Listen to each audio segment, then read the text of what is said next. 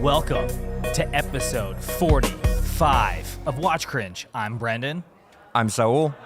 And we're here at MicroLux Chicago. Get ready for some heated interviews. You got anything to add there, Saul? Nah, he's right, dude. They stuck us in a kitchen, though, but it's pretty cool. Easy access to the drinks. Cool dishwasher that won't close. So, we're ready. We're ready. We're stuck halfway behind the main banner, but we're still in the front technically. Front and center, baby. Get ready. We have our first guest here. His name is Hentai. And you're with what brand? Pereled. And tell us a little bit about the brand. So thank you, Brandon, for the invitation. We're here in Chicago at MicroLux presenting our brand. So our brand is Pereled. Pereled is one of the oldest brand in the Swiss industry and the inventor of the automatic movement and the rotor, which is the piece that rotates and winds the watch. I got to stop you right there then because Rolex claims to be the creator of the first automatic wristwatch. So you are saying that there is a counterclaim against them. There is definitely a counterclaim. Abraham Pereled is the inventor of the rotor. Therefore, the inventor of the automatic movement. Only that the patent is very old and has fallen into public domain. And now every brand, every Swiss brand, every other brand does automatic movements. Wow, impressive. So I'm seeing on your wrist right now, you've got what I believe is one of your newer watches that uses a peripheral rotor. Can you tell us a little bit about that and what the advantages are? Exactly. So, the new collection is named Lab Peripheral, and as a tribute to the invention that we are at the origin, the inventors of the automatic movement. All our collection, the turbines and the weekend watches, and this new collection, the Lab Peripheral, is also automatic. The difference with this watch is that the rotor is on the front of the watch. It's around the dial. That's why it's called peripheral, because it rotates, the piece rotates around the dial on the face. And when you flip the watch, then you see the flat movement. You see the movement. Unobstructed. Exactly, yeah. Unobstructed view of the movement, like the mechanical watch, the original mechanical watch, without the automatic winding system.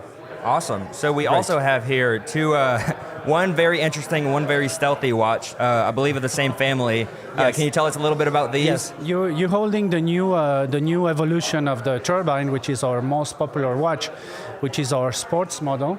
And we wanted to do something more sport classic, and therefore this collection is named Turbine Evo, in reference to evolution. And the one you're holding is the new carbon case. So it's a Turbine Evolution, Turbine Evo, what in movement all does black it use? in carbon. So we have our this is another. Thank you for bringing that, because this is also an interesting part of our brand. That we are all integrated. We are a manufacturer. Oh wow! It's our own movement. So we own Soprod. Soprod is a very big movement manufacturer. And all the movements that start with P151, 153, 157, they're all movement dedicated only to our brand Pereled. So it's made for us, by us. And a little bit. Finally. So this watch is basically like an MB&F but better, because it also has an interesting picture in the back. And I don't know if you want to describe in your words what is shown in the back. Well, in my words, how can I say? It's a turbine. So when you wear it and it doesn't spin, you see like a regular dial. You see a little bit of movement. When you spin it, you see the under dial. And in this case, this is a limited edition erotic. So it's based on the hentai cartoons, and it's in this case it's two ladies with very little clothes. Yeah, it reminds me of those guys. If you're listening, it's one of those like vintage pocket watches that you flip it open, and it's maybe not safe for work, but it's a beautiful watch, and it's an integrated bracelet. All your watches are integrated bracelets, or is just Yes, this? yes, Okay. yes, they are. They are in the turbine collection, yes, because it's a sports collection. Yep. But we have a more classic collection like the Lab and the Weekend. But in this case, yes, it's integrated. And I'm very curious about the history, right? If the brand was started in 1777, how has that? Was it kind of always a part of some other holding company? Was it kind of dormant for a while? Yes, unfortunately, like many brands that at old, they didn't survive the Second World War. After the Second World War, the brand went dormant, and then in 1984, a Spanish entrepreneur who is the owner of Festina Group, and has an investment fund, rescued the brand, bought all the DNA of the brand, and relaunched the brand. So we have relaunched the brand with a hedge fund and with the help of Miguel Rodriguez, and we bringing it back to its former glory. And what year was it relaunched? 1984. Nice. So you were born, wasn't it, Saul? No, not born yet for another 13 years. So anything else you want to tell us about the brand? This is your time to do any plugs, anything you got coming up, any new releases, anything special? Thank you, Brandon. So you can find the brand online, of course, and you can find us also in many retailers. You can go to our website. So we are distributed widely across the United States. And the price point of your watches? Yes, our price point is actually, thank you for bringing that up also, because we have a very good value for money. Like I say, we are all manufacturer integrated watch, and we start at $1,200 up until $6,000 for the Chrono, which is our high-end piece, and Lab Peripheral GMT. And I can tell just handling these things, I can definitely feel the quality. The craftsmanship is there. Thank you very much. The price point, I think, is very, very moderately priced for what it is. It is a really good value for money. Yes, absolutely. In the Swiss industry, of course, with a nice complication, integrated manufacture movement. So it's as good as it gets. Really. It's beautiful. It's absolutely stunning. Any last words from you, Saul? Thank you very much. Anything? It's a shame Jay isn't here to see this erotic watch, because he would love that. But thank you for talking to us. Appreciate it. Thank you so much. Hey guys, Saul and Brendan here. Just two quick updates. One of them is that when I said MB&F, I meant Mad 1. Saul has been introducing that watch to everyone in Chicago as an MB&F, so it even confused me. Yeah, when I drive a Toyota, I say Lexus. You know, when I drive a BMW, I say Rolls-Royce. So it's just me. What can I say? And the second thing is that we found out how to close the fucking cabinets in this kitchen. I mean, I kind of want to open, though, because it's great for pics. There's like some crazy lighting under there. Apparently, rich people don't expect to actually do any hard work. They just push it and it soft closes. Yeah, we were trying to slam this fucking cabinet shut, and it just kept popping back out. So this guy from Pear Lake comes up and just gives it a soft shove, and boom, it's closed. Hey, Saul, what do you think? You've been taking nice pictures of watches in there. Do you think I could put my something else in there to make it look bigger? You could take a picture? It'll look nicer, but it won't look bigger. Nothing will help that. Sorry. We have a new guest here. This is Shane Whitworth. And you're with Troubadour, correct? Correct.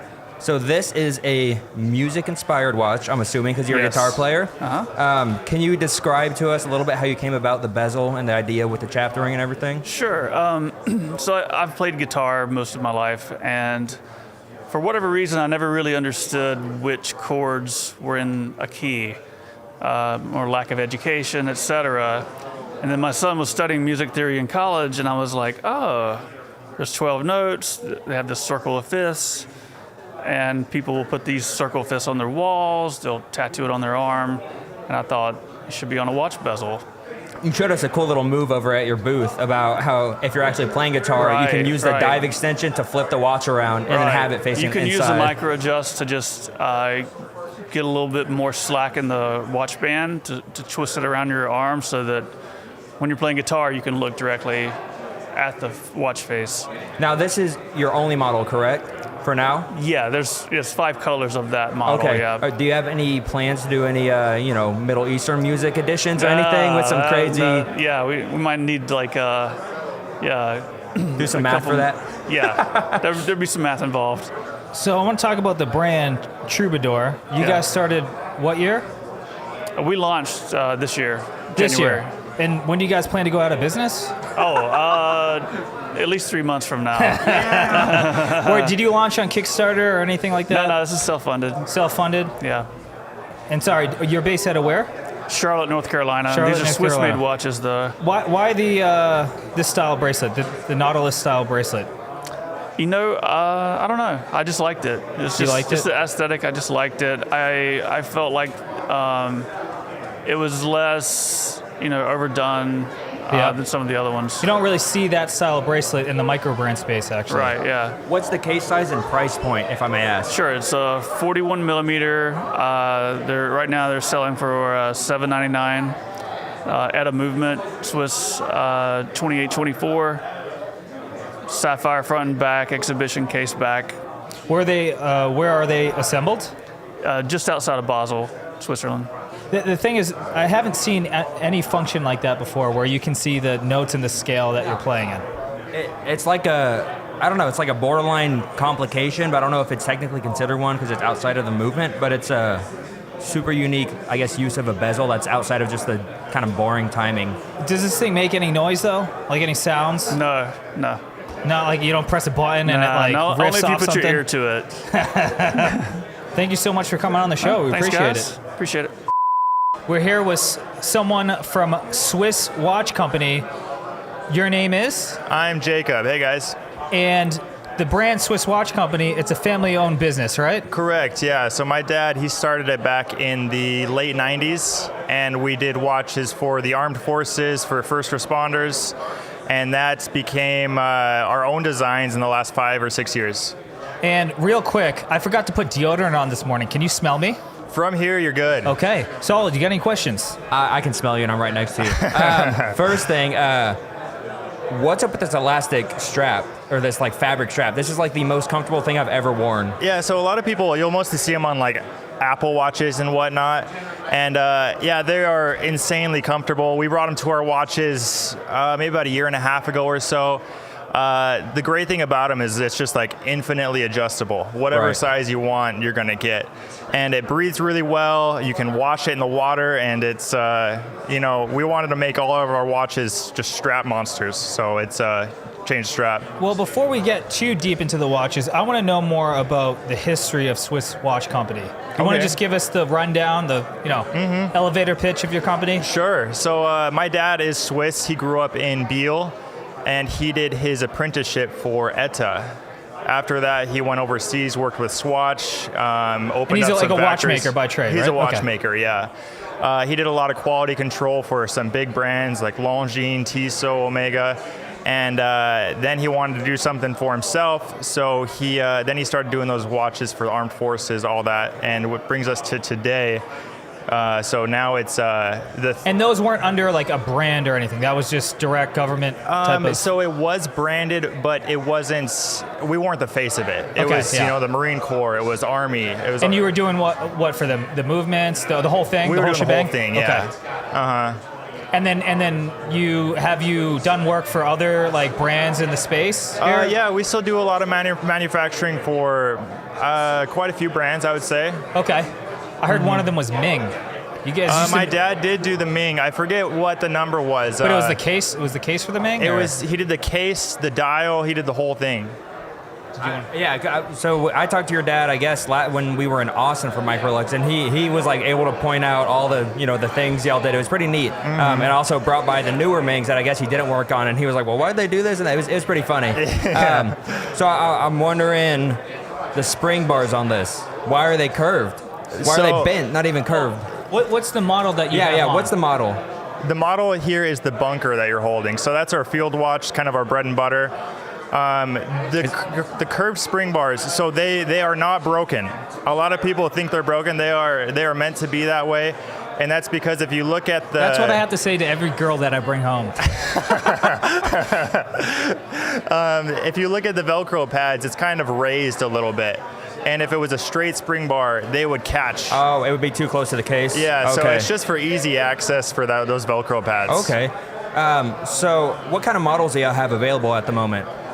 So I believe we have 5 models in our collection. So we just went over the bunker. We have our pilot watch, which is called the Hyper G, which you're holding here. And this model, we're pretty excited about it because it's a different type of titanium. It gives off that look of steel, but it is fully grade 5 titanium.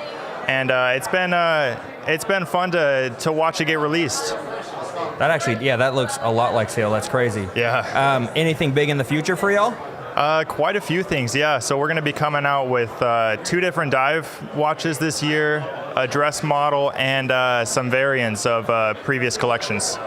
And where do you guys normally sell your watches? Is it all online, direct to consumer? Yeah, we do everything through our website. We're not in any retail locations for the time being, and yeah, so it's SWC USA. What % of the watch is made in Switzerland?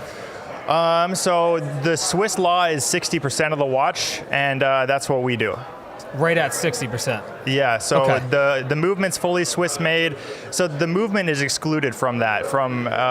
So my dad, he's the genius with all of this stuff. So I believe it's 60% of the cost of everything else besides the movement. Yep. Yes. So maybe is the case in Switzerland? The case is overseas. It's overseas. Yes. Okay. It's this titanium, I'm used to titanium being light, but this is like really light. It almost feels like forged carbon light, you know? Yeah, it's extremely light. It's very, very difficult to work with. With almost any watch, you can just stamp it into its shape. This was a solid block of titanium. They cut it out, so it took a very long time and a lot of detailing in the manufacturing process to get the result we have today. And where are your offices located? So we have a few. Our main headquarters is in Switzerland. We have a home office in Nevada, and I'm based out of Utah. And anything that you want to get off your chest, like your darkest secrets or anything you feel guilty about, now's the time. They didn't warn me about any of this, by the way. Yeah. It is watch cringe. It's got to be something that makes people cringe. Oh, Maybe geez. you did something in college and your dad helped cover it up. Something like that. Oh, man. I'm sure there's plenty. We'll have to go do a run back. We'll do a invite me back another time. Chat GPT, make a note for that. All right, thank you so much. Thanks for coming on the show. Hey, thanks, guys. Now we have Axel Gregory. representing 2 brands. One of them is called Springer and Fersen, and the other is called 1K Deep. Tell us the story about both of these brands. Actually, the first that I found it is Springer and Fersen. Well, first of all, you need to know that I call them Springer and Fersen because my name is Axel, and I was named like that by my parents after Axel Springer and Axel de Fersen. The first one being the media tycoon in Germany, and the second one being the former lover of Queen Marie Antoinette in the 18th century. And actually, my father was a German speaker, and my mom loved the history. So, that's the reason why I call my brand like this. And also, it sounds very well in a watch environment. And when did that brand start? I registered the brand in 2018, and I started the watch project in 2019. And it's in Switzerland that you've registered Actually, them? I started everything in France, and I have them manufactured in Switzerland. Oh, wow. And how would you how many models do you have for the brand for Springer and Fersen? So far, we have for sale. We have only this one that is called Rangiora World Diver, because the inspiration comes from Rangiora, that is the biggest atoll in French Polynesia. But I have got 2 new models that are being developed for the time being. One that is inspired by Panama, and the reason for that is that I imagined a band made of leather and straw from a Panama hat.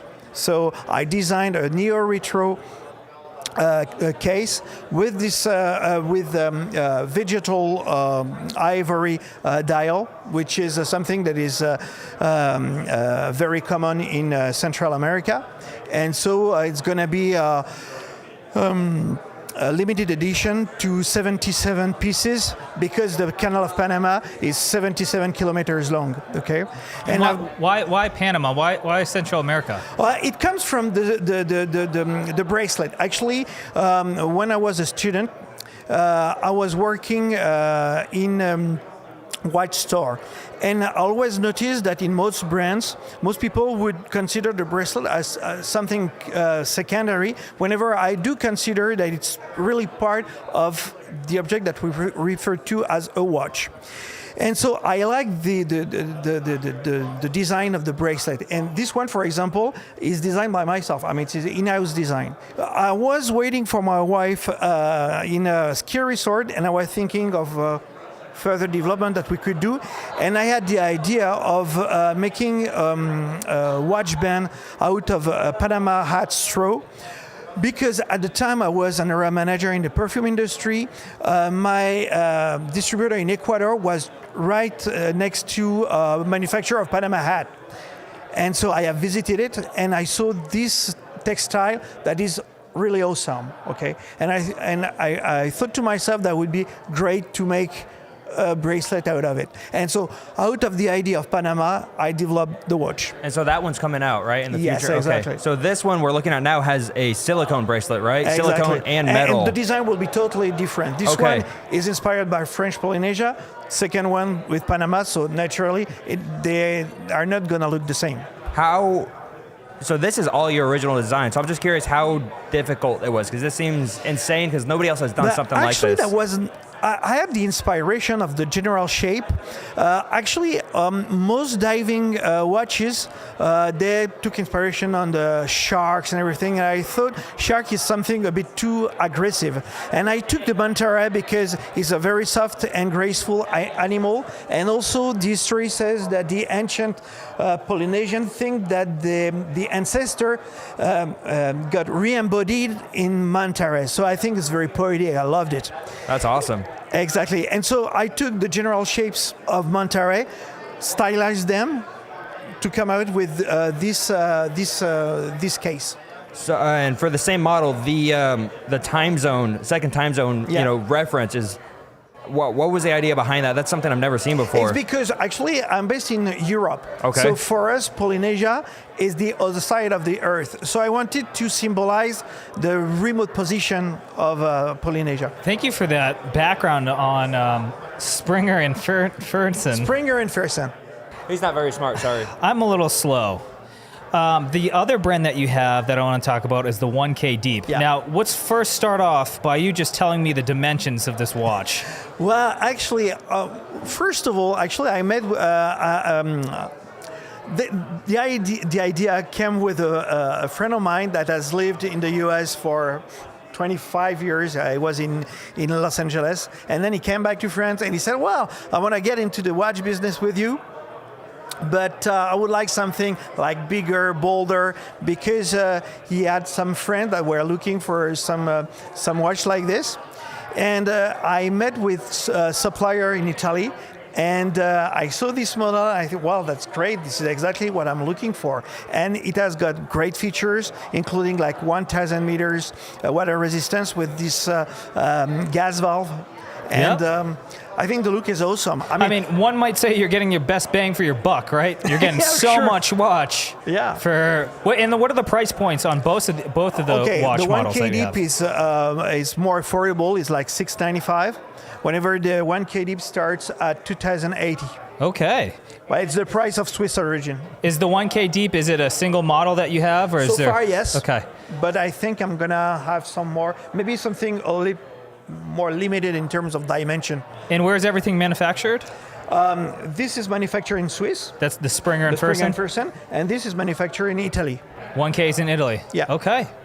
Any other things that you want to say about watches in general, about your brands? Anything at all you want to pump on the channel? Well, actually, I want to say that it's a dream come true because to be on our show, right? Yes, to be on your show and to have my own watch brand. Because when I was a student, my final assessment was a business plan for a watch brand. At the time, it was not exactly what it has become now, but well. So have you ever phoned up your old professor and said, "Hey, man, yes, I did it"? Yes, because actually we just celebrated the 30th anniversary of this graduate school I went to, and it's dedicated to luxury and I could say, well, I made it on Watch, Cringe. Yeah, I made it on Watch. That's how good my brand is. Yeah, Well, thank definitely. you so much for talking You're with us. I welcome. appreciate it, Axel. We're back, and we're here with Macklin, from. Canopy Watch Company. Hey, man, can I get a quote on a new deck that I'm building out? I'll What's work the on name? that. I'll work on that. What's the reason for the name Canopy? Took inspiration from the canopy is a part of the fighter jet that goes above the pilot's head. Okay. My background's in aerospace engineering, so I had a little bit of a sweet spot for anything aero related. So I can't help but notice though that this is a dive watch, not a pilot's watch. What's up with that? It's a funny story. So it started off as a pilot's watch. We started with a dial and then built a case around it, and one design led to the next, and we kind of ended up with a dive watch instead. So here we are. And just give us a little background on the company history. Where was it founded? Yep, What all that. So it was founded in the summer of 2020 by Macklin, myself, and my business partner Ross. We spent about 2.5 years in design and prototype phase, and then just recently launched last November. So how long are you going to be in business for? Forever. Ah, hell yeah. All right. So what's the bezel made out of? Forged carbon fiber. Damn. And anything special with the bearings going on in here? Yeah, so we've got a ceramic ball bearing system for our 120 click bezel. Let me get some ASMR for y'all. This thing sounds chunky. Do the class ASMR. All right. Ooh. Now I can do the class ASMR. Do it without pushing it so it hurts. All right. Okay. Oh, yeah. That sounded crunchy. This thing's pretty sweet. How big is it? It's a 39 millimeter diameter, wears a bit larger due to the chunky bezel. And tell us about the dial. That thing looks kind of cool. It's like textured. How did you get it textured? Yeah, so we start with your typical brass dial, and then we coat it in what we call an asphalt coating. Gives a little bit of a sandpaper-like texture. It looks nice. And Thank you, What's thank you. what's next for y'all? We're working right now on a field watch. Hopefully that'll be out end of year or early next year. Pilot's watch? Yeah, how about a Type 20? You got a Type 20 coming through? No Type 20.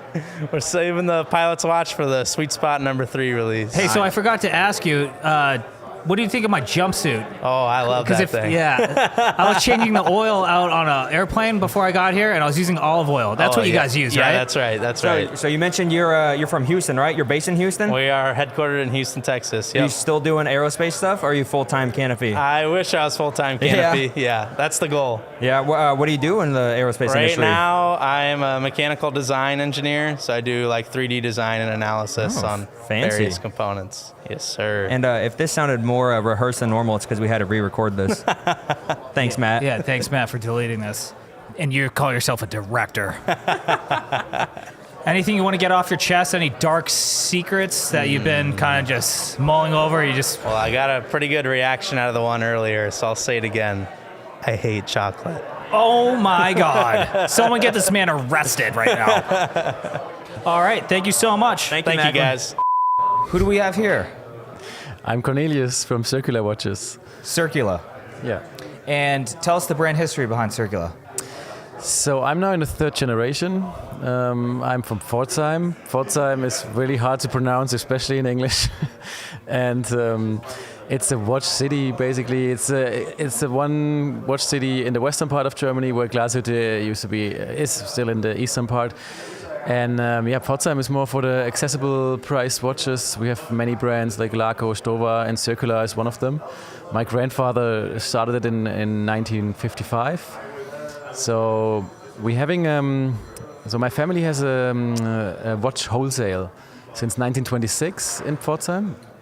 And then in 55, my grandfather thought, okay, I also want to do my own watches. And then he started Circular and named it from the circulation of mechanical parts of wheels in movements. Okay. And so did the brand go dormant and then you kind of revived it, or has it always been around? It was always there. Okay. It's just depending on how it went. So, for example, in the quartz crisis, then my dad focused more on the wholesale, but it was always there. And then they always had, every year they had models. So when you saw them, I have the vintage models with me, some of them at least, but we have many more at home. I just take 3-4 every time I go on a watch show. So speaking of the vintage models, you were telling us about a neat story about some original movements. that Yeah. were your, I guess your grandfather's, right, originally, and you kind of made some new watches for them. Can you tell us a bit about that? Yeah. So the first watches my grandfather did in the 50s, they had movements from the city I'm from Pforzheim. There was a movement factory, PUW was it called, and so a couple of years back. Through the contacts of my dad in the city, I found a watchmaker who had stored many parts, actually 10,000s of parts for movements from the 70s made by this company, 100% in Pforzheim. So every part is from there, except some of the wheels, they came from Switzerland. But if you have the stuff in your hand, and it was everything, like every bridge was paper wrapped. It's unbelievable. So you have to unwrap everything, and it was shiny still. It's really nice. And so we got those and did not have any exploration paintings or drawings. So we had to figure out how to put it together first. It's like buying a Lego set without the instructions. Yeah, exactly that. Yeah, Hey, but a Lego set from the 70s, and then Yeah, and that's really tiny too. yeah, exactly. Yeah. Hey, relevant question. Why don't you read what my shirt says? Post-nut clarity. Yeah, thank you for that one. And so, yeah, we'll post the shirt online. So, what are you most excited for this year for the brand? For this year, lots of travels. So I'm here, Chicago, a really nice city. And then product-wise, watch-wise, we had now the GMT launch. It was really cool. They're all gone. Actually, the first batch is now gone. And within 4 weeks, we sold them all. Is it a collar GMT or a traveler, like a jumping hour? It's a GMT? traveler. Okay. Sorry, no, the other one, the collar. The collar. Okay. Yeah. So I'm also not. We're about to have some people go to your site and buy that if they could. No, yeah, I'm in the jet lag, so I'm also. Yeah. So a little bit more about your current lineup. I see you've got a anti-magnetic field watch. What's the story behind that? Yeah, this one it's a really special case design. It's really the showstopper when people walk by, look at the case.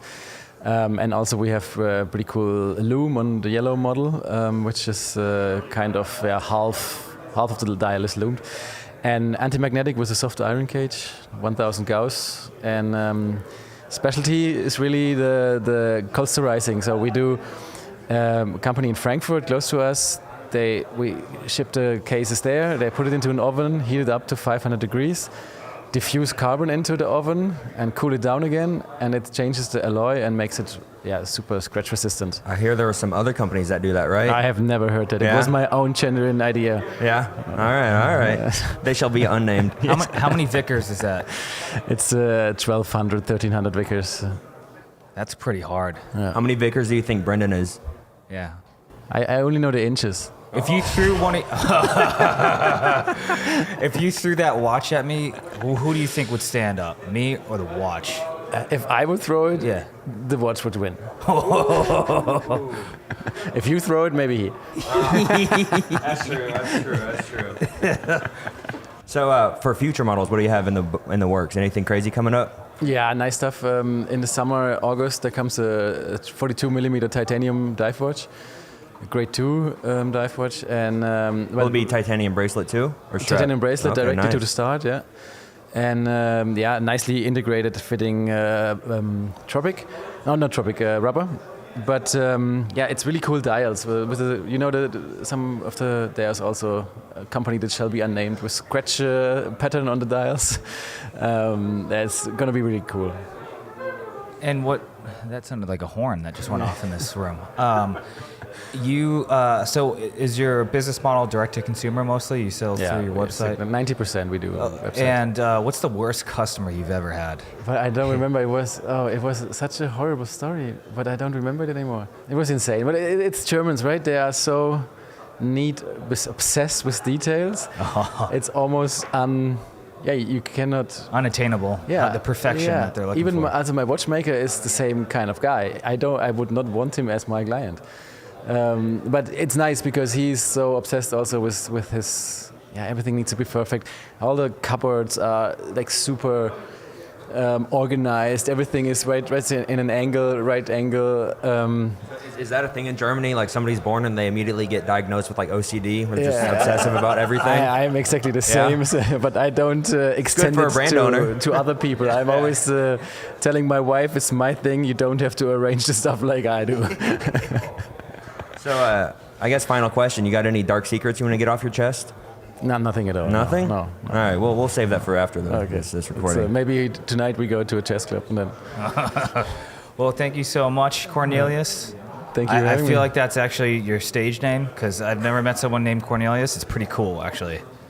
That's an awesome name. Try to make an introduction in the US, it's always difficult. Yeah, but at least we don't obsess over like a little scratch on. No, that's true. You know, That's true. Yeah. We're kind of. That's why we make bad watches here. Yeah. Hey, thank you so much for your time. Thank you for having me. Hey, we are now talking with Zenea, and who are we with? I'm Jason Hutton. I'm the founder of Zenea Watches.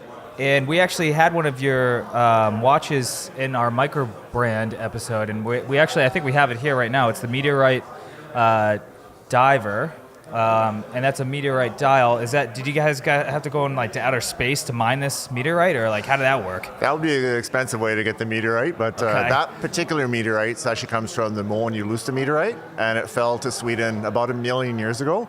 So it was a fairly large meteorite drop. So different, metal detectors and people find samples of the meteorite. So that's actually where it comes from. But it's 1 million years that it arrived at Earth, but the actual material itself is 4.53 billion years old. So it's a pretty cool material to build a dial out of for a So watch. could you say this watch is a vintage watch then? Prehistoric, maybe? I would say technically it classifies as a vintage watch. So yeah, absolutely.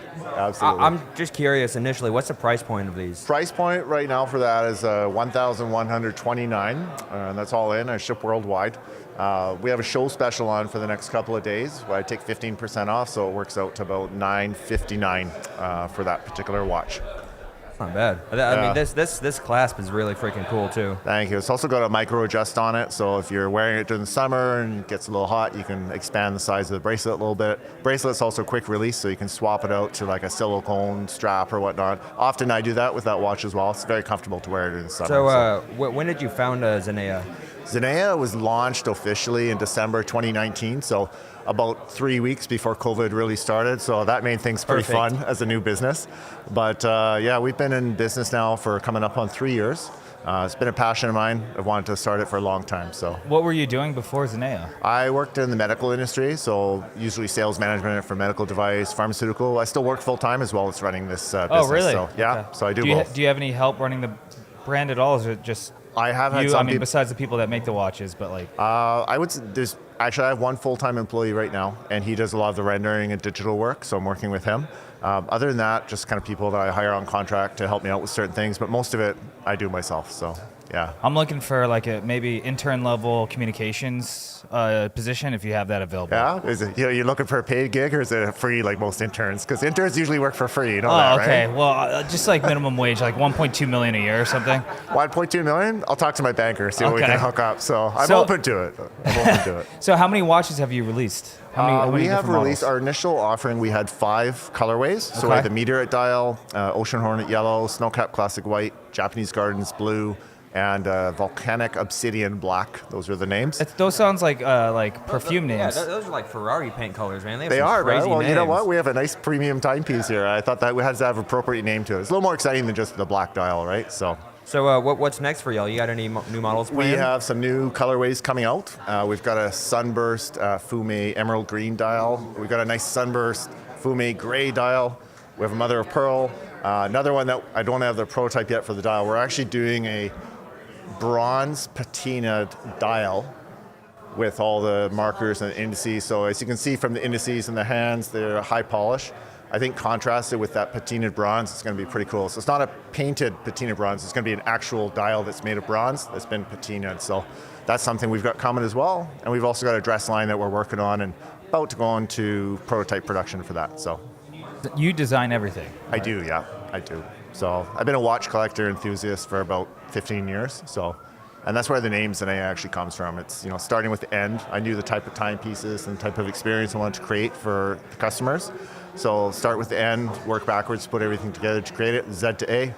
Zenea. That's where the name comes from. So you started, you said right before COVID, right? We launched just before COVID. Yeah. How long do you plan to stay in business? As long as I can do watches. So good news is we're debt free. And this is a real. I know you gotta do it tongue in cheek, but this is a legit question for microbrands, right? It is a tough goal for new businesses, and it's hard to be sustainable, right? So unless you put things in set up the right way, there's always danger of the company not being around. So yeah, this is all self-funded by myself. I'm 100% owner. I'm sticking around for a long time, so we're not going anywhere. And so. I think we forgot to mention you are from Toronto. I am just north of Toronto. Yeah. Is there any other watch brands in Toronto? There's a number of watch brands. There's a couple of Swiss watch brands. Marathon is probably the most well-known one. They supplied military watches to the Canadian military, and they do kind of like tactical, sporty watches. There's a few other micro brands as well. Very few Swiss-made brands, so we're one of the few there. So. And what would you say makes your watches different than any other watch in this room, in this MicroLux That's conference? a tough question because there are a lot of fantastic watches here. I would say though, for myself, the brand, it comes from a place of love and passion and really wanted to create a watch enthusiast timepiece. We're a premium brand priced at, as I would say, good value proposition. So again, depending on where you want to go, we provide some really, really fine timepieces for a very reasonable price and some unique, my design aesthetic, as you can tell from the watch, a little bit of splash of color, but fairly clean, very utilitarian. Not too in your face. That's my personal watch preference. So I really want to create something that emphasized that. So. And you guys also go to outer space to get some of the materials. We do. That's what makes us unique. I kept it low key. I stole it away on the last shuttle mission. Yeah. We went up there. Yeah, there you go. Grabbed a few pieces, brought it down. I was pretty hungry though because I couldn't get any food while I was up there. So Well, thank you so much. Any dark secrets you want to get off your chest? Any dark secrets? Let me think about that one. I have some, but probably nothing I want to get off my chest. So we'll leave it at that. All right. Thank you for talking to us. Thank you. All right. Thanks a lot, guys. We are back, and we're here with Adam Hodge from Fair and Swit, sometimes called Far and Swit. Far and Swit. What does the name stand for? So, simple. It's basically the names of the three owners. My middle name is Farrand, F-A-R-R, took that. Designer guy who was here yesterday, Andy, used an and then the third guy, his name is Switalski, and I said we're not putting Switalski on the watch, so we'll call it Swit, Fair and Swit. And to be honest, guys, creating a brand name is so difficult. Oh, yeah. We probably went through 40 iterations, and what's funny is I had names that a year down the road, someone else launched a brand name with that name. So I was like, I'm happy. I'm content with what I got. So when did you start making watches? So we declared in 2018, but we were developing probably 6 months prior to that. Finally got our first model right around April of 2019, the Seaplane. And I launched it here at MicroLux, the first MicroLux Chicago, yeah. So 2018, huh? Yes. How long are you going to stay in business for? Oh, my goal is to roll this into a full-time gig. Hell yeah. I've got it part-time right now, but to be honest, time-wise, it's taking a ton. I mean, what's nice is we were profitable a year two. So the biggest challenge is cash flow, just keeping the cash flow and the new models coming, and that's basically it. Are you on Kickstarter? No, I dodged the Kickstarter because when I was originally going to put this together, I know it's an art form, right? I decided I wanted to put more skin in the game. So I took my own personal financing, funded the company, and I said to myself, when I do that, you work a lot harder, right? When you're asking people for money and then it comes in and then it comes easy come, easy go, you put it in yourself, I sweat. I lost sleep over stuff, and I love that because it drives you even harder to get the right stuff out. And what makes your watches different from all the other brands? Take a look at them. Go to my website, go to my Instagram. They're pretty crazy. Yeah. So I look like I'm in the movie Tron when I look at this one. What is this one called? Miami Vice together. That one's the Vice. That one's the limited edition. Is there Solar Chrono Vice edition? Is there areas where I can snort key bumps off this thing? So this one's actually pretty cool. We were talking about this yesterday.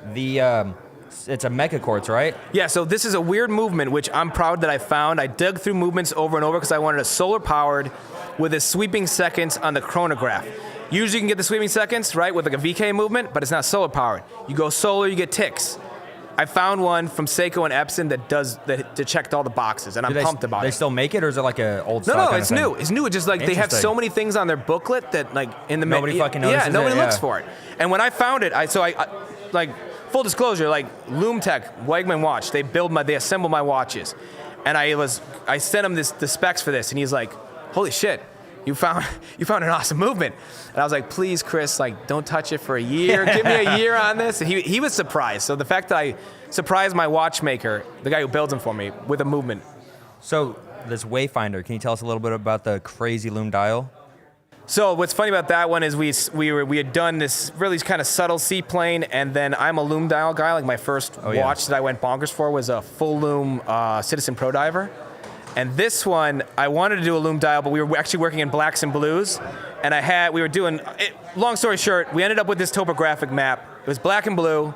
I put it on, and I was doing design. I hit invert, and it went white. And then I was like, holy shit, I'm going to add orange. And then I was like, I call them up, because LoomTech does this stuff. So I'm like, I want orange loom. I want green loom. I want blue loom. Like, I want to light this thing up so much that it, like, makes people stay awake in the dark. Like you, because you've been not sleeping either, right? Are you kidding me? Have you seen me at the show? I just basically stand. I don't take a bathroom break or even get a snack from when we start to close. I was wondering what that smell was from your booth. That was me. I got a little bottle in the corner. Hey, I think earlier your like table like exploded. What happened there? Did you think one of the other brands sabotaged you? I'm trying to investigate this. I need like a digital remake of this for you guys to share. Like, if you ever of showing us what happened. We've been going from booth to booth. I think we have a few leads, right? Yeah. So, well, I don't know why you guys were like bending down so long, and then you walk away, and the next thing I know, the thing collapses. I'm surprised you didn't hear me drop my screwdriver. That was pretty obvious. What's hilarious though, like honestly, I put a puzzle on the table. First time I've ever put a puzzle on a table. The table collapses. We spent the whole day yesterday putting a puzzle together. If y'all haven't seen it, it's not a regular puzzle. It's got stars. It's got random shapes. It's insane. Like basically, Andy, the guy from And, was sitting next to me putting the puzzle together. I'm selling watches. Guys are showing up and they're like, "Hey, that piece goes right there." There we go. So maybe I should do that more often. Yeah, kind of attracts them there, right? Yeah. Any last words? Anything you're excited about for this year? Maybe a new release or something that you're doing differently? So the Vice Edition, I'm pumped about. We just launched it a couple days ago. I think it's going to sell. We already sold 60 of the 85, so it's going to be gone soon. I'm excited to get that on people's wrists. The rest of this year, we're just going to be making sure we have enough Wayfinders in stock to fill the need. Next year, we're going to do a jumping hour GMT, and I'm not sure how funky we're going to get with it, but so far, the funky stuff has really been getting people's eyes and attention. Oh, last question. Any dark, deep secrets that you want to get off your chest right now? Like anything that you feel I've guilty done? about? Yeah, in your life. Like the murders or something like that? Yeah, anything like that. If you have, this is a chance to just get it off your chest. Is this your guys' standard question? Yeah. Get people off guard? Oh, yeah. I was a bully one time in grade school, and I feel bad about that. What happened? You want to get into it? Just got a little aggressive in dodgeball. Probably shouldn't have targeted him so hard. I apologize a year later, but sometimes when you're young and you get anxious and okay, ball, Okay. Well, thank you so much. Signing off. We are back here talking with Escudo Watches, and who am I speaking with? Simon. And Richard. And there's a little relationship between you guys, right? Someone's a father and a son. Well, I'm married to his mother, so he's my stepson. There we go. So this is a family business. We're not lovers. That's been asked. That has been asked before. So tell us about your brand. Well, it's basically a joint Portuguese-British brand because of Simon being Portuguese and living in England, and me being English and living in Portugal. And I'm married to his mother, who's from Madeira, Portugal. So it's just a collaboration. And of course, during COVID, we spent every day for 6 or 7 hours on FaceTime because we couldn't travel, and he's stuck in England, and we're talking backwards and forwards about stuff on and on and on. Of course, watches.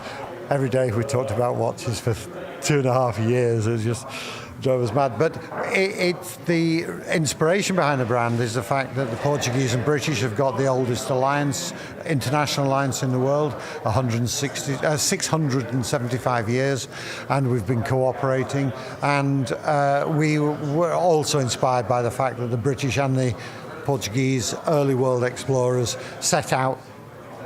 Who knows where they were going?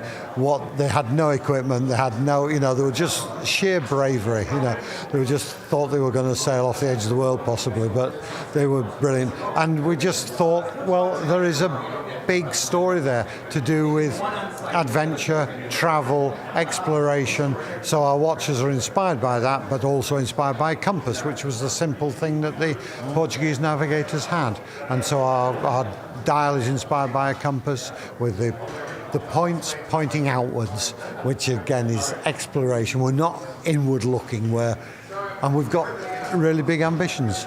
And when did you start? 2020. 2020. 2020. So there's something special about the crystal with these watches, isn't there? There's a holographic logo on there, which is exposed by steam or. How did y'all do that?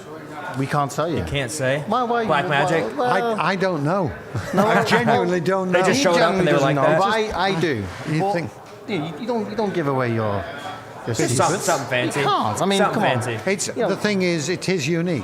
Yeah. So why are we going to let anybody else in on the secret? I can't let anybody else in secret because I don't know what it is. So as far as anything in the future, what are some other models y'all might be looking at? Okay, so we've got maritime, auto tech, lifestyle that we're looking to do, but I think our next model is going to be a GMT. Okay. And it's going to be part of the maritime range.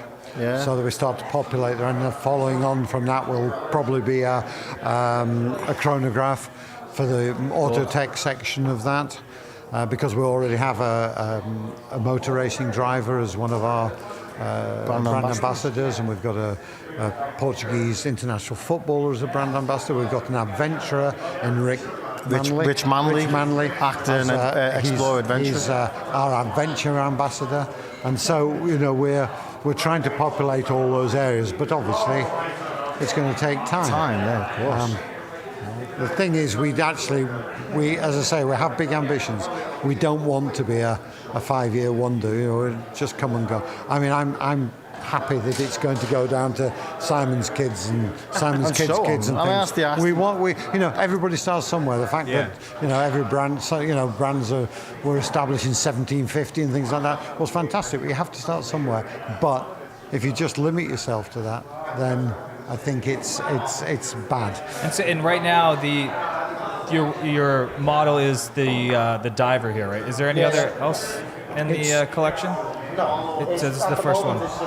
It's called the Ocean Sea Crest. Ocean Sea Crest model. Brand. But it comes in many different colorways. Here, right? When we first launched, we had 3 colors. We had the Preto, Azul, and the Chocolate Bronze. And then we've added it with the Prettier Bronze, and then the 2 silver dials came in February. And so now we've got a 6-way, color scheme.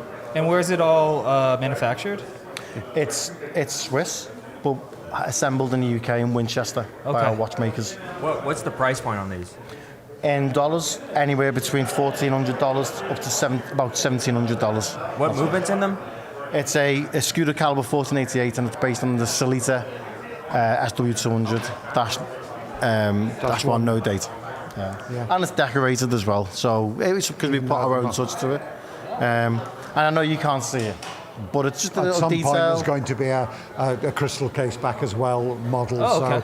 So you'll be able to kind see of fog thing on it. Well, maybe. Yes, I mean, I think so. Well, why not? If you can, with your black magic. We're actually the timekeeping partner now for the Toronto Wolfpack Rugby League team, and they want to work with us to develop a Toronto Wolfpack Escudo watch, which will probably on the dial would only have the Escudo and the Toronto Wolfpack, but on the case back which will be sapphire crystal. If you breathe on it, it'll probably be the wolf pack I logo. like that. I like that a lot because like Grand Seiko will put the lion on the crystal, but it's just fucking there. It's always there. Yeah, And exactly. this is if it's in the right conditions or you want to see it, you can breathe on it. It's there. I like that a lot. Exactly. Yeah, of I mean, course. we've even actually we're working with a brand ambassador called Jose Font, who's international Portuguese who won the Euros with in 2016, and he is. He looks like a handsome guy. He does, Yeah, doesn't I know.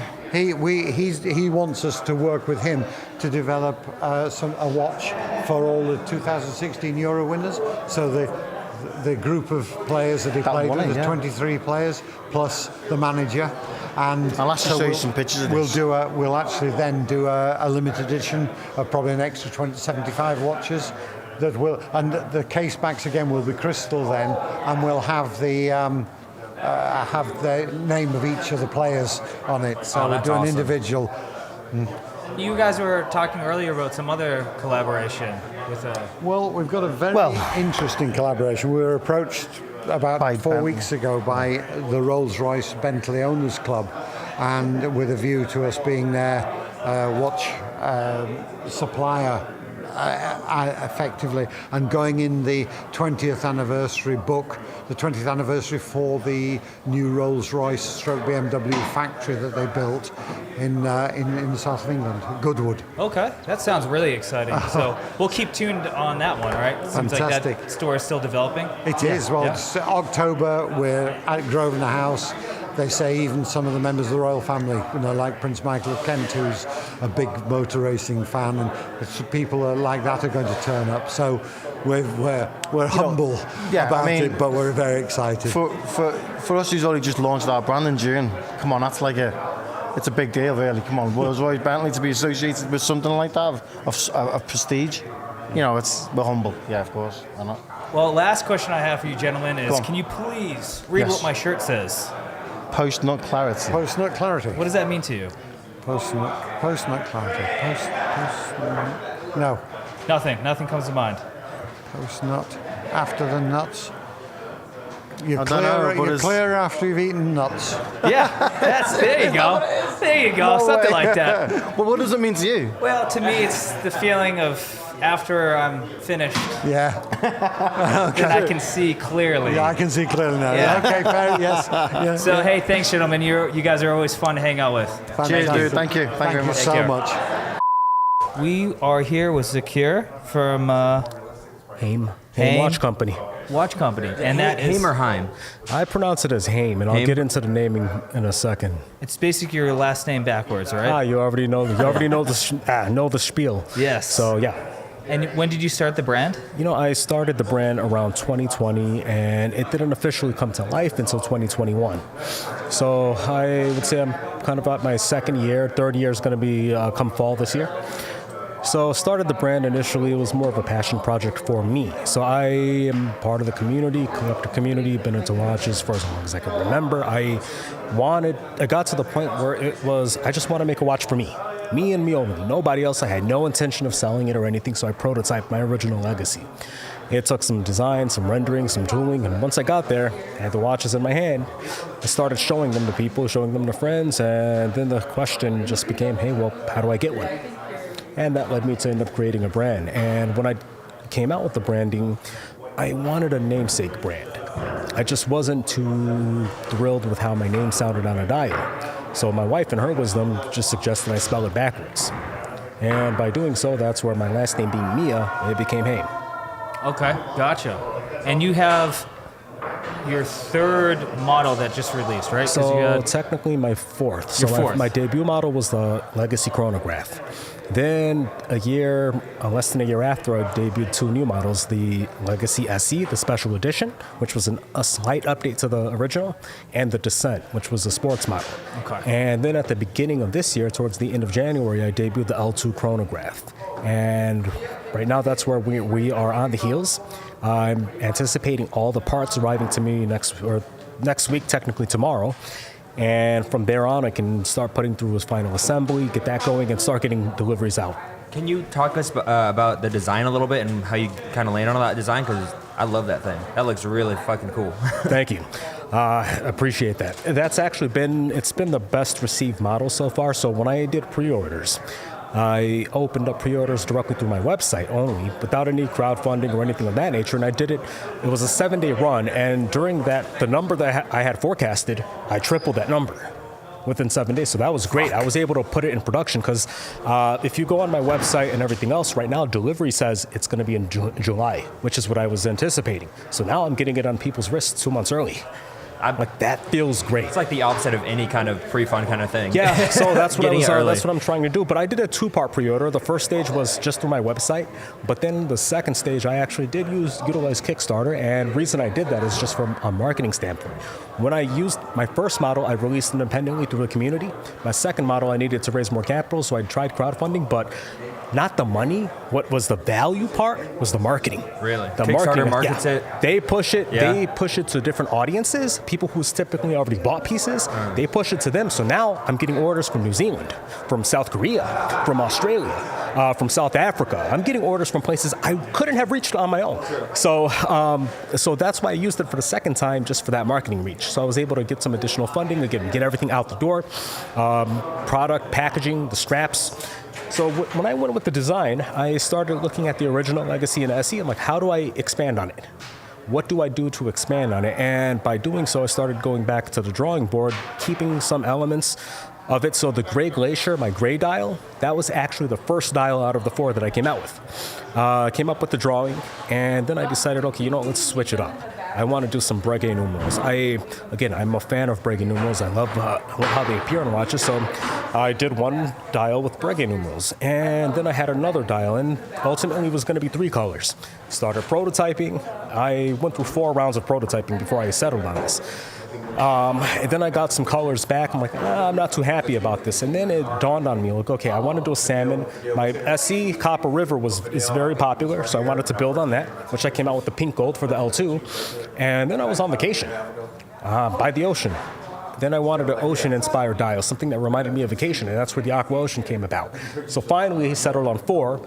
So part of it's the progression of the original design, but also like slightly tipping my hat towards some of the vintage pieces, without actually trying to replicate it. Because you have a lot of homage pieces, or people who pay homage, and you have pieces where people are like, oh yeah, I'm inspired by the past, and they end up outright copying. Right. And it becomes like, I don't know, this is kind of plagiarized. I wanted to avoid that. Yeah, I appreciate that. It's like, it looks vintage, but it doesn't look like something and even out when there. you check out the dial, it's 3 individual layers applied different finishing on it, and that's something that is more of a modern take, but also part of my design ethos with all of my dials have been to have that layered design. And it's also, when you stare at it, it gives you a bit of a snow globe effect. Back there, I don't know if I missed it, but price point.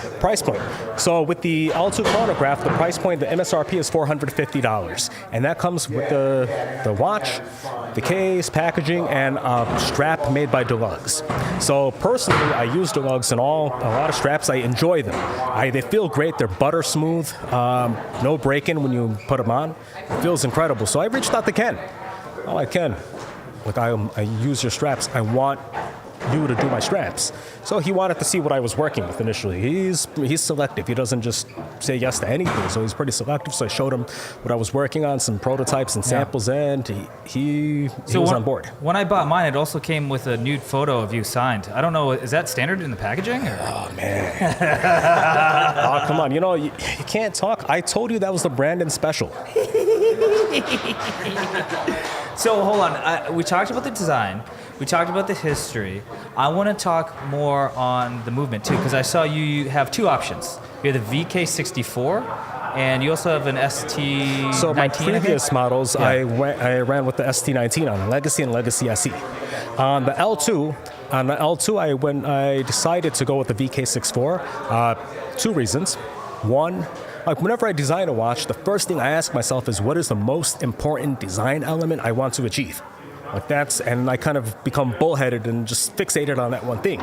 In this case, with the L2, it was being thin. Chronographs are typically chunkier watches. You put in different movements, they can go from 13 millimeters high upwards to 16. I don't want to make it into a hockey puck. So I became fixated on thin. So, but at the same time, I wanted to retain a 3-layer dial. And because again, I'm at the mercy of the movement manufacturer. My design language is on the dial and case. I'm not going to give that up. So thinking of all the choices, toyed with some other movements outside of the ST and other movements, like a Solita 510. It just put the watch at 14 millimeters and higher. It's a good size. Not to mention the price point would jump up to 1,500, which I wasn't that wasn't one of my goals with this model. Yeah. I have plans to scale, but not right this moment. So with the VK, it allowed me to keep the watch at 10.8 millimeters, under 11, while being a chronograph and still keeping a 3-tier dial. So that's obviously pretty fresh and pretty new. Is there anything we could get a sneak peek of, like any ideas you have for future releases? Yeah, I actually have been telling people now I'm really excited about this. So for a brand of my scale and a brand of my tenure, something that I am actually working on is my first custom caliber. My first custom caliber, and the next model, which I've already mentioned on another podcast, it's going to be an automatic version of the L2. So it's going to be Legacy Automatic, or L-matic, if you may. And there's going to be some changes. It'll retain the same case shape, same dimensions, but the thickness and whatnot, that's going to change.